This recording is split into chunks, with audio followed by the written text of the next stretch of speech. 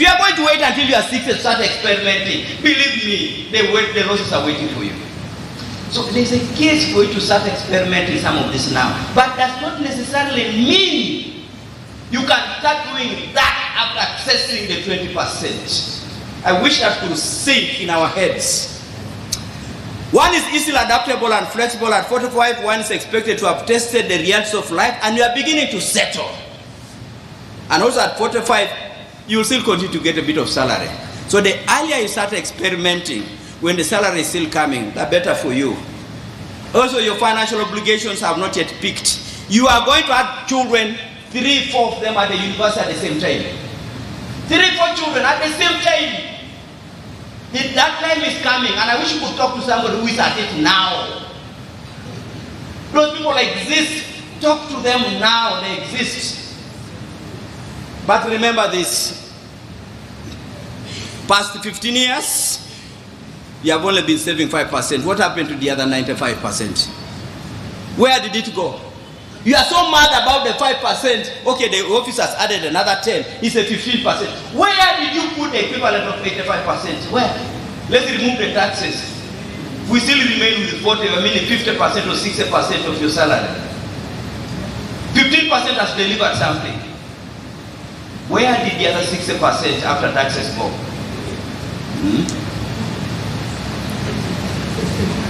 And that segment, lump sum pay is not wealth. It is cash available for what? Investment and what? Consumption. Real life, real wealth is made at the marketplace. And that takes planning, introspection, and weighing of your options. I don't want to continue with all this because my testimony has covered a lot. But I just want to point one slide which says, you know what? If you want to know that emotions are driving your excitement, check on the projects you are undertaking. How many of those that you have undertaken are beginning to bring in cash? How many? If they are all somewhere, that illiquidity is going to be a big problem for you. Have done projects with no cash flow, especially in real estate. Upgraded lifestyle. I can never compromise on education, on health, on accommodation, on security of my children, my family. Who doesn't want to talk like that? Who? We all want to talk like that, but can you afford? And then the other thing is, if you can take what you can afford now, but the rest of the money builds up the money for you to spend, you can always upgrade to a better accommodation, to a better education. These things never get finished. And let me also tell you, opportunities for investments also never get finished. Land will always be in Kololo, but the price will be different. Land will always be in Bugolobi. You can buy it anytime, even today. If you say you want land in Bugolobi, you will get it.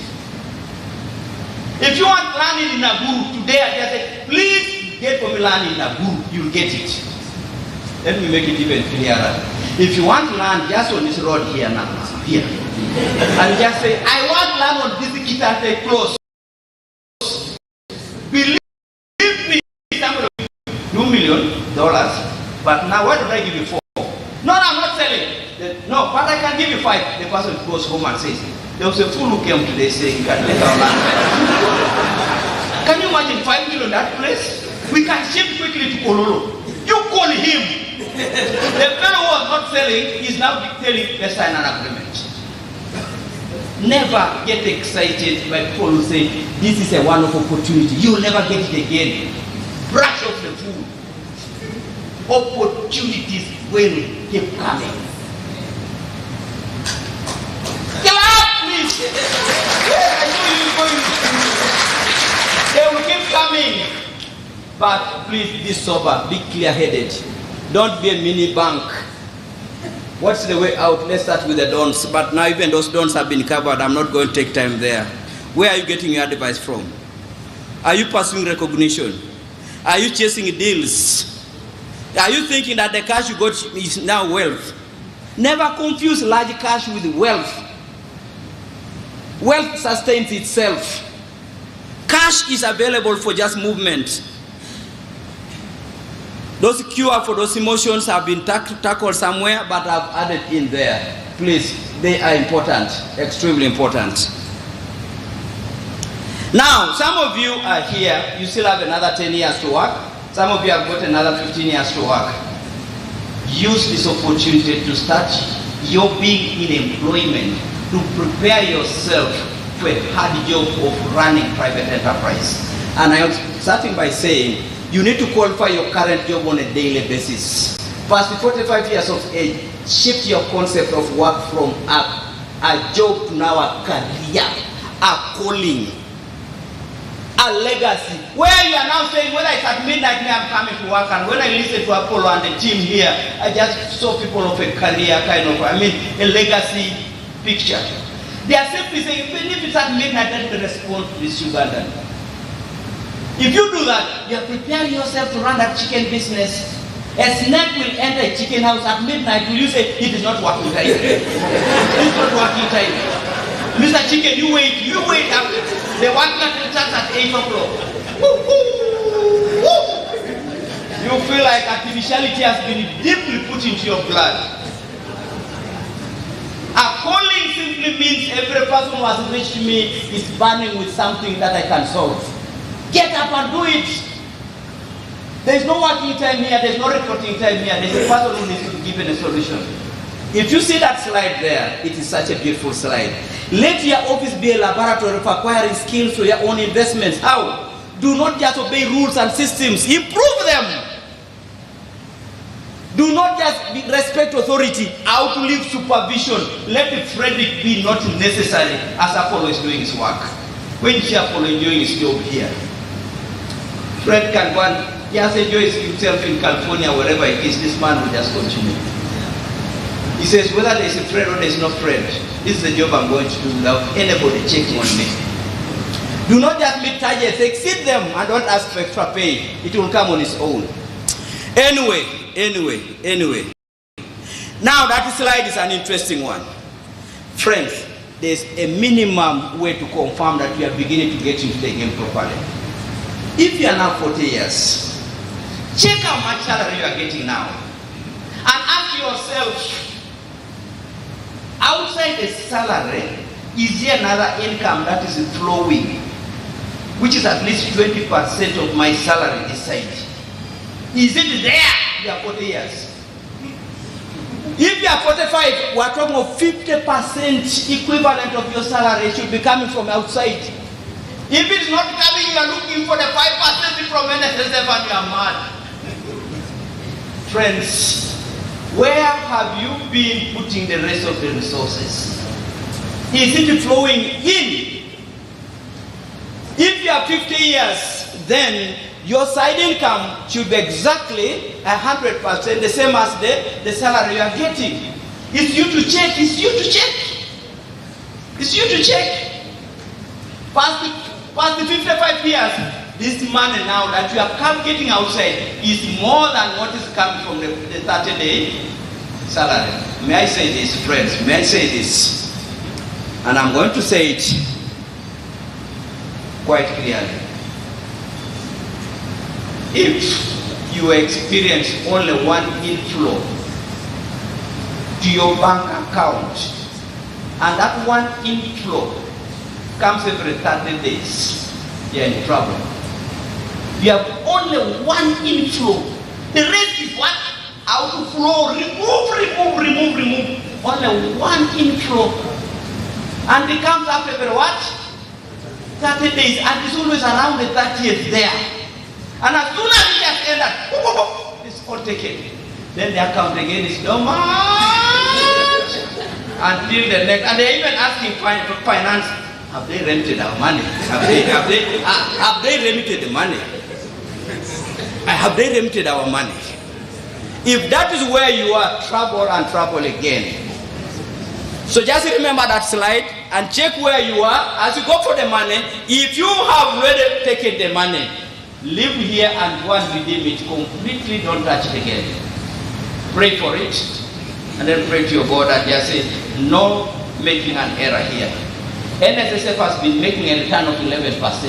What am I going to bring out that will beat Nssf? What am I going to be doing? Time is up and we need to end. Some of you are saying, but I have no time. The moment you say you have no time, do you know what? By 5 o'clock, you'll be as tired as a beaten dog.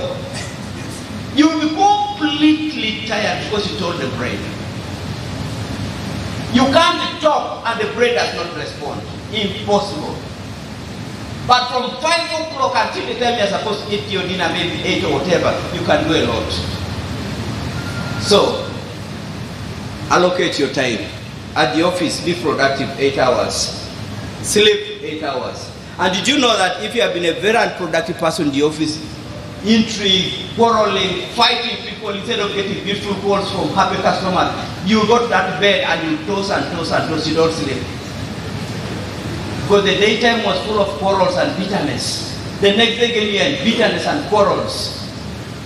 Development, 2 hours for professional growth and monitoring of your investments. 1 hour and a half eating. Family time, 1 hour. Exercise time, 1 hour. Nation networking, 1 hour. Other time, 1.5 hours. Why do you say you have no time? And if you are saying that again and again, why don't you go and have a lunch with Dr. Francisco Muyengo? A man who is now a minister, a man now who has got 3 schools, he has bought a 4th one, a man who still has to go back and sleep at Mbalala. And before he goes to sleep, he must tour the school and find out what has been going on. And he has got 2 legs. And he's a normal Ugandan. And he has got these 4 schools.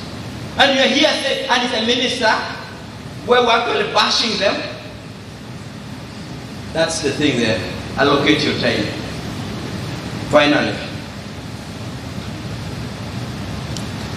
you need to get interested in records, systems, to be able to monitor that business that you have. Because today, with all the systems we have in place, you can know what's going on in Kisoro within minutes. You can know what's going on in Kabale, but you're here. There's no more saying I must be physically in Kabale for me to see that a car was sold.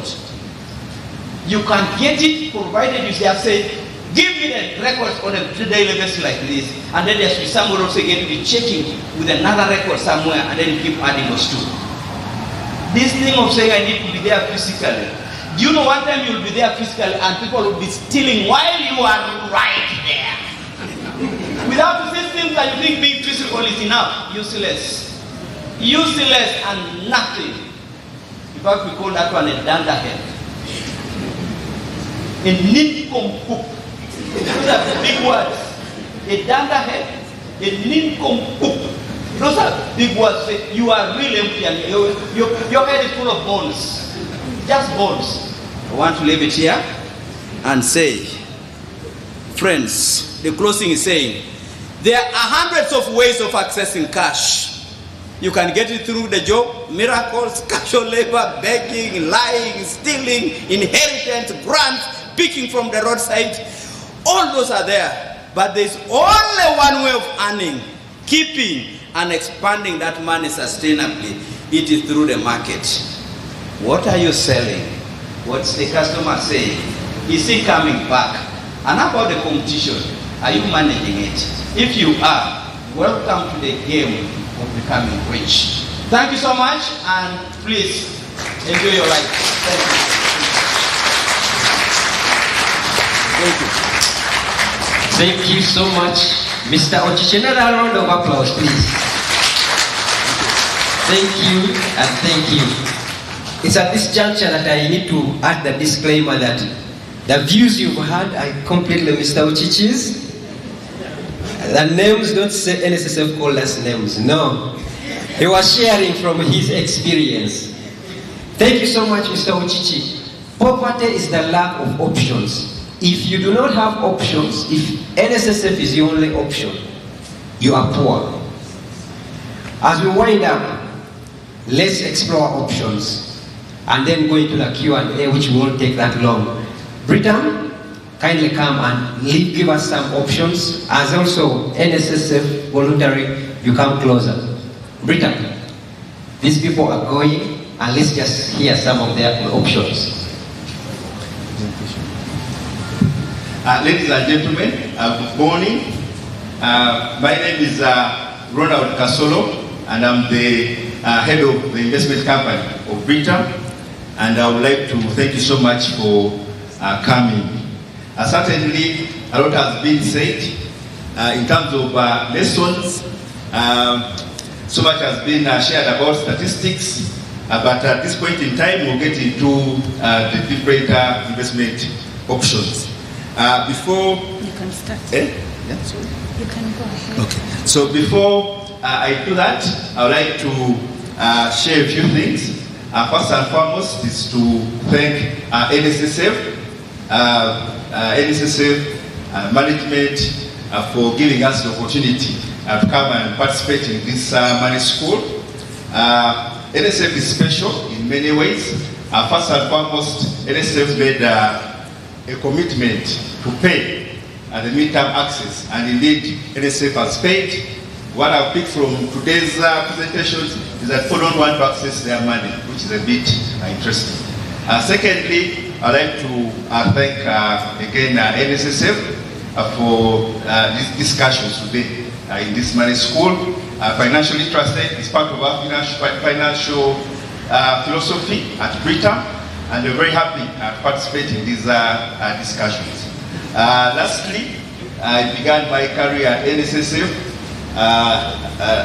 Today I was thinking actually I'm not here by chance, because when I got started on my journey of investments, it's Nssf that indeed paid for me the CFA course. The CFA is a course of investment and research. At that time it was very expensive, but Nssf paid for me, and that is 15 years ago. So Nssf, thank you very much. So today, there are a number of things that have come to light from the various discussions. The first one that I would like to pick up on is the 5%. We've been told that 5% have successful stories. 5% are financially independent. And of course, picking up on that, we've seen a lot of data. Much of this comes from the Social Security Administration from the USA that does a lot of data, retirement, and trends. And there is what they call the 100-man story. So of those 5%, certainly we have the 1% that is wealthy, and then the 4% are merely financially secure. So that is why we say that the 5% have very good, successful stories. But then we have another 5%.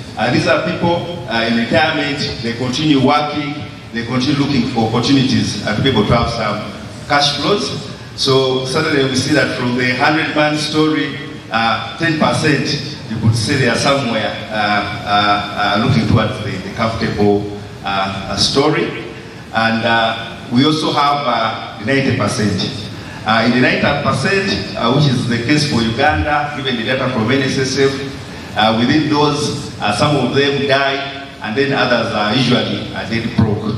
Suddenly they die because when you lack finances, you lose status, and with that comes depression, and then from depression we get diabetes and hypertension, and then those issues continue.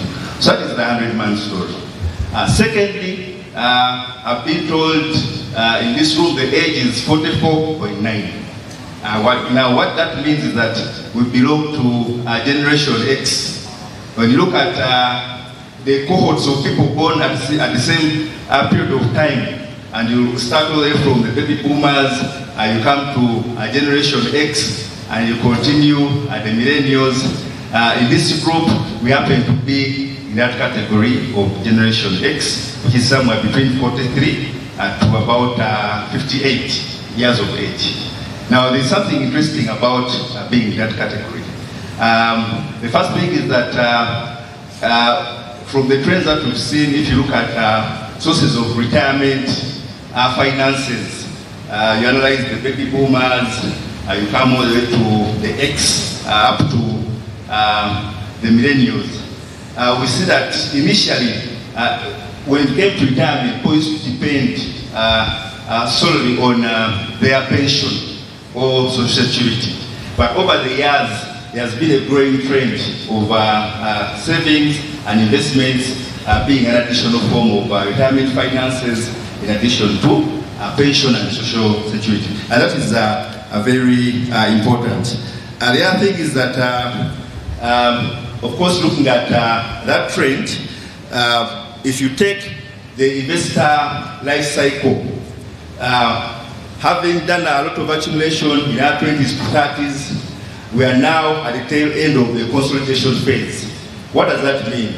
If you've been investing, some of us like farming and land, those projects then should be bring a lot of cash flows, but also most importantly at this point in time, you should then be well diversified to be able to manage risk. And that is important because we are now moving towards the de-accumulation phase in terms of investor life cycle. What that means is that you then start to spend on some of your savings, and then obviously you're looking at your 5% from Nssf. In investments, I would like to advise that it's very important to have about 70% income replacement ratio, and that means that your last salary, by the time you retire, from the various sources that you have, you should be able to have 70% of that per month until when you die. So at Britam, we are very excited to be your trusted financial advisor, and at Britam, we'd like you to relax. That has been the theme today. We'd like to relax. Secondly, we'd like you to take time to think through. So we'll be presenting a lot of investment options, and then in addition to that, we would like you to relax like a diplomat. So being a diplomat, two things stand out. First and foremost, the diplomat doesn't pay taxes. Mr. Ochichi made that very clear, having been a diplomat. And then secondly, the diplomat has a special status in society. So while you move from here to here, we'd like you to maintain that status by taking up some of the investment options that we have. Obviously, because we are very keen to grow and protect your wealth, we are not only in investments, but we also have various investment options. All of us know insurance is very important to offer protection. So we have a number of investment insurance options in addition to investments. So I'll just get into the presentation very quickly to just share some information about Britam for some of us who do not know. I'm your financial advisor. What I do on a day-to-day basis, read research, both local and international, and look for those investment opportunities. Obviously, opportunities have to be backed by knowledge and research, and that's the challenge that we are seeing today when people invest in different things. People are telling us, I lost money in Bitcoin as ill-advised, but the issue is there wasn't enough knowledge about Bitcoin by the time you are investing. The issue is you did not consult a professional financial advisor at the time when you're getting into some of these opportunities.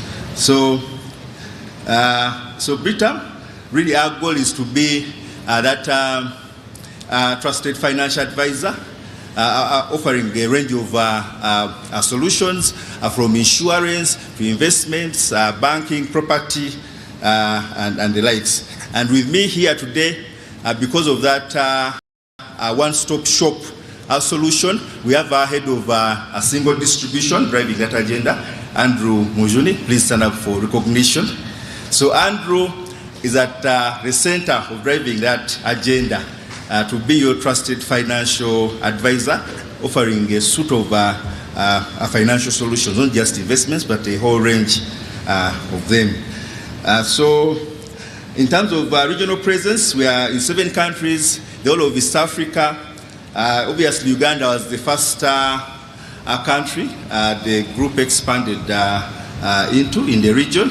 And then from that point in time, in 2014, we went into other countries, and that journey continues. So it is 7 countries, the whole of East Africa, and down south is Malawi and Mozambique.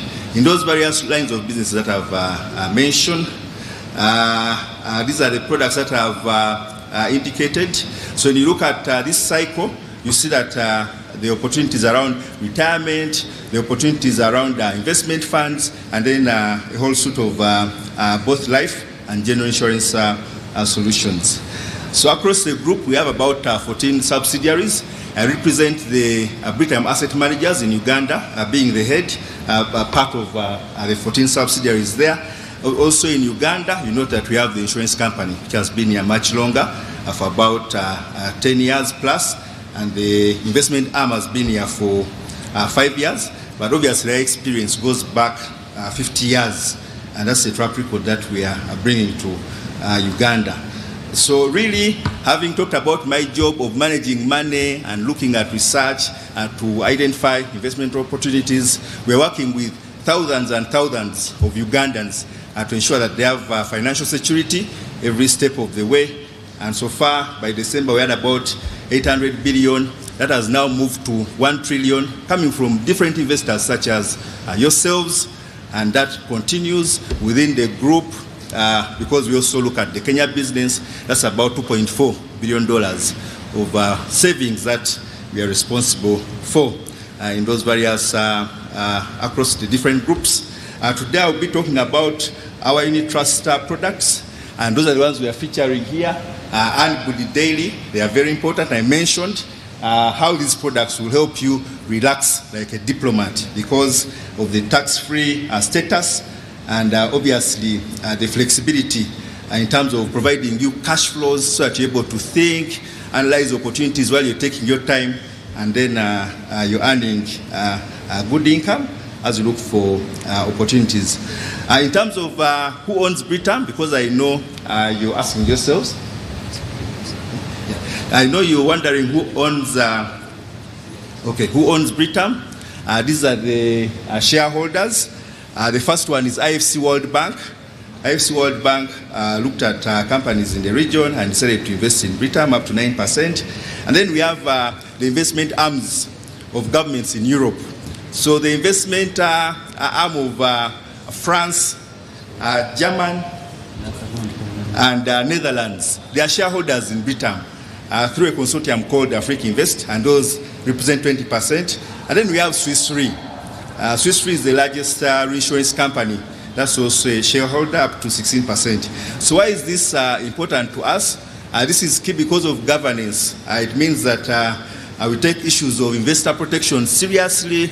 We take issues of accountability seriously, given the overall global standards that the business is responsible for. Obviously, we are listed in Nairobi Securities Exchange, so anyone who wants information about Britam, that's publicly available. Given that we're on the Nairobi Securities Exchange. So our business is licensed. You must have a license from UBRA to manage pension money. You must get a license as an individual. So anyone in our business must demonstrate to you that they have a license from these authorities, and then the business also should have a license. This is the money that we are managing. I spoke to that. The categories of clients, the bulk of that is really yourselves because you're keen to get into some of these opportunities. So very quickly, I'll just get to the opportunities. So we invest in financial assets. And I'm sure you're asking yourself what are financial assets. So if you look at where Ugandans are investing at the moment, most of us are in farming. We had a very good example shared by my friend Christine. From Vivo. She has had a very successful farming story. Most of us are invested in real estate. This is usually land, buildings, and lots of rentals through the numerous apartments that we see. But we also have people who are investing in human beings. We're investing in paying school fees for relatives and various friends. So those would take them that are investing in human beings.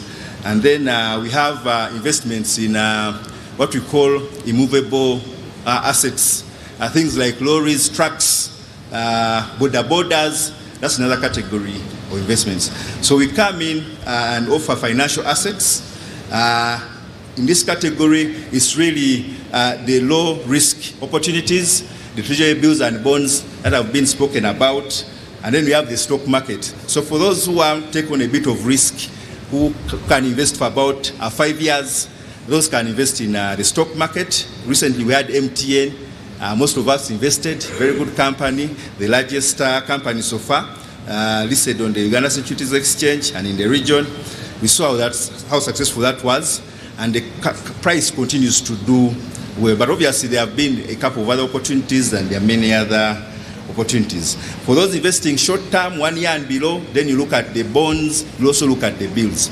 So where we offer the unit trusts that we are providing today for some of you is that the short-term option, really, and a very good short-term option that offers flexibility, because that money you can invest today, take it out tomorrow. Meaning, we would like you to consider other opportunities that could actually give you more money, but then we'd like you to take time to conduct due diligence, because some of these projects really need time. You need to work with a lot of advisors to ensure that you're making a good deal. So while you are at it, you then park your cash in a tax environment, and then with the opportunity to be able to come in and out at any point in time. So this is the distinction between the financial assets, for which we have unit trust funds, and then we have the real assets. So generally, if you're going to be rich, the truth is you will have to invest in real assets, because the rates of return are much higher, but you also note that the risk is high. But I mentioned, in terms of investor life cycle, since we've moved away from accumulation, we are now at the tail end of the consolidation stage, and we're getting to a stage where we're going to start utilizing some of our savings. Then there's not much leeway to take on some of these riskier opportunities. Granted, you'll make much more money because the returns are always ×3, ×5, but the risk was also a bit high. So that's the key distinguishing feature. Secondly, in terms of liquidity, and we saw it during lockdown. Interestingly, our business has since, I think, grown by 3 times in the last 2 years of the lockdown, because people realize that you have assets, but then it's not easy to convert them into cash. Now, in the lockdown, we saw companies indeed needed cash. Most of them did not have liquidity buffers, and we saw them laying off staff. And many individuals then were calling upon friends and relatives. They could not sustain their households. And these are people who had investments. They had land, they had apartments, but those incomes, there was really no cash flow. So during that time, in fact, if we were to say some of the events that are key shifts in terms of lifestyle, I think the lockdown, those 2 years, created a big difference. Because now we see the people now in this generation, they're very keen on financial assets. We see more people buying up bonds, more people buying treasury bills, and more people getting into unit trusts, unlike before, because of that event and the shift that then we saw.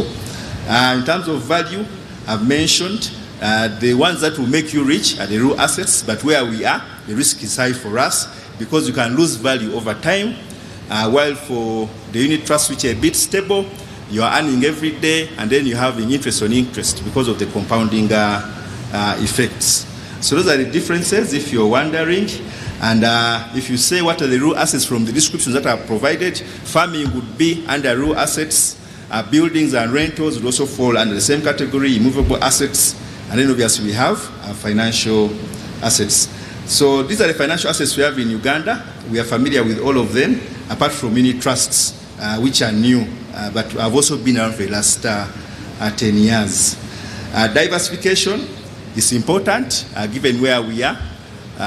Want to be able to lower our risk appetite, because we cannot afford to lose money. At this point in time, we want to preserve our resources against inflation, and then we want to make sure we're getting some reasonable income, hence the role for diversification.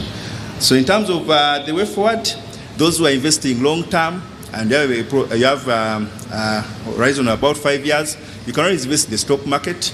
A very good opportunities there. I guess in point is MTN, but obviously because of the different world events, the tensions that we are seeing at a geopolitical level, some of these prices are coming down, meaning you can always buy cheap and hope for the price to gain. For those who don't want to take on risk, but would like to preserve your savings then you want to preserve against inflation, and then you like to see that money grow sustainably. What is sustainable growth? You're looking at rates of about 10%, thereabout. So you invest in the treasury bill, you earn about 6 to 8%. If you're investing in the bonds, then you're looking at about 11 to up to 15%, depending on where you're investing. But we've also seen people place money in fixed deposits, and when you look at those returns, you take off the taxes, it really doesn't make sense, and it means that you're losing out in terms of money on the table. So these are the unit trusts that we would like you to consider. Our team is at the back to provide more information about this. They have been around for the last 10 years. We manage these, but also there's strong governance in terms of who is responsible for oversight. We have the regulator, the CMA. There must be a trustee. So this money we invest it, yes, it's in trillions of money, but it's not your money. So idea, the law requires that there's a trustee who is the legal owner of this money, and the trustee then is responsible to ensure that the different service providers are doing their job, and there's investor protection, and there's market stability. There has to be an auditor. We use PwC, and then currently that's how the investments are. So when you look at that pie on the right side, you see that there's diversification. So while you can go and buy a treasury bond yourself, you will face a number of restrictions. One, when it comes to selling that, depending on where the market is, if rates have gone up or down, you may not actually realize what you've invested in. And that's why it's important to diversify. So here we have a diversified investor composition pie chart, and we are having 71% in treasury bonds. We have 4% in fixed deposits. These deposits are good for cash, but the challenge usually is they have very low rates. And then we have the bonds that provide a bit of good returns, and then you have maintained idle cash for the payments that are coming in. So those are the solutions. We will be able to provide more information about the same. However, we also have general insurance solutions around motor, which is the leading product that we are selling in this market. I'm sure every time you look around, you'll see a Britam sticker on a car, motor insurance, fire. When the papers recently for making the payment for medical stores when they caught fire. So imagine if they hadn't taken out insurance, and a couple of others. Travel insurance, most of you have been utilizing our services for travel, and a couple of others. So ladies and gentlemen, that's who we are. As Britam, once again I'll reiterate, we are very committed to grow and protect your wealth through our investment and insurance products. We're very committed to financial literacy. We'll continue to thank Nssf, and we'd like to encourage you to continue to participate in the various money schools that will be coming up. And obviously, we're very thankful that you've turned up in big numbers, and we'd like to continue the conversation with you to get into the details of our offering. Thank you very much, and thank you for listening to me. Thank you so much, Ronald. I know when you're in school and there's that time and break is not arriving, we are reaching to that point where we can go home as good students we have been, but we need to understand way forward. Yes, we came, we have had what next. Ladies and gentlemen, the interesting thing about these money schools is ours is to talk, and we get paid to talk. Everyone who stood here, apart from Mr. Chichi, is paid to talk. On the other hand, and you are actually the people paying. On the other hand, you pay yourself to listen. It is your time you have used. What in this counts for you? The only thing that will count for you this morning is if you take action. When you take action, you will get paid. If you don't take action, we will still get paid. So I want you to think about that when you are leaving. We would love to